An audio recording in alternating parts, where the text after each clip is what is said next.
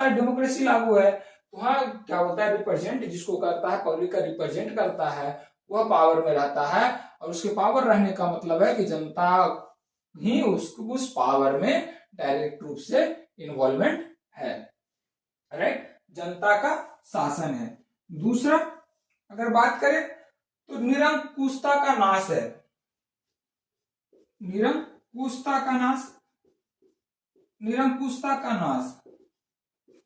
अब भारत में डेमोक्रेसी जो है स्थापित किया गया है। डेमोक्रेसी स्थापित करने के बाद जो है यहाँ किसी भी जो है धर्म की मान्यता नहीं दी है, या जो मान्यता प्रदान नहीं किया गया है। यानी यहाँ जो सर्वधर्म समभाव का बात की गई है। और भारतीय संविधान में भी धर्मनिरपेक्ष या पंथ निरपेक्ष शब्द का प्रयोग किया गया है। यानी डायरेक्ट रूप से कहें कि किसी भी धार्मिक तंत्र या धार्मिक क्रियाकलाप या धार्मिक जो प्रमुख है, धर्म प्रमुख है, उसका हस्तक्षेप नहीं है। हस्तक्षेप नहीं है तो निरंकुशता नहीं है। डायरेक्ट रूप से यहाँ संविधान का शासन है। यानी सीधे अगर कहा जाए तो संविधान का जो शासन है, संविधान का शासन या संवैधानिक शासन व्यवस्था, संवैधानिक शासन व्यवस्था लागू है। कोई जो है जो संविधान कहता है वही क्या नाम है, वही होता है। यानी संविधान से ऊपर किसी को भी नहीं रखा गया है, चाहे वो राष्ट्रपति हो या प्रधानमंत्री हो या आम पब्लिक हो। राष्ट्रपति के द्वारा को भी महाभियोग के द्वारा हटाया जा सकता है।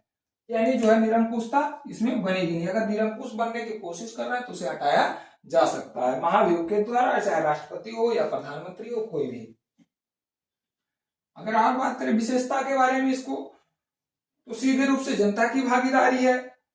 अस्थायी तौर पे सरकार है, अस्थायी सरकार है। अब अस्थायी और अस्थायी कहने का तात्पर्य यह है कि 5 साल तक ये सरकार जो होगी या नियत समय सीमा तक, नियत समय सीमा तक, समय सीमा तक सरकार बन रहेगी।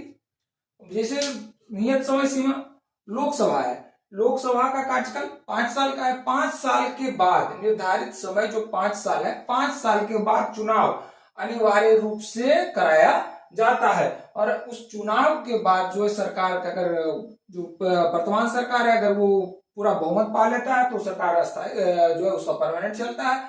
अगर वो बहुमत नहीं पाता है तो सरकार गिर जाती है और दूसरे लोग का जो है शासन होता है या दूसरा सरकार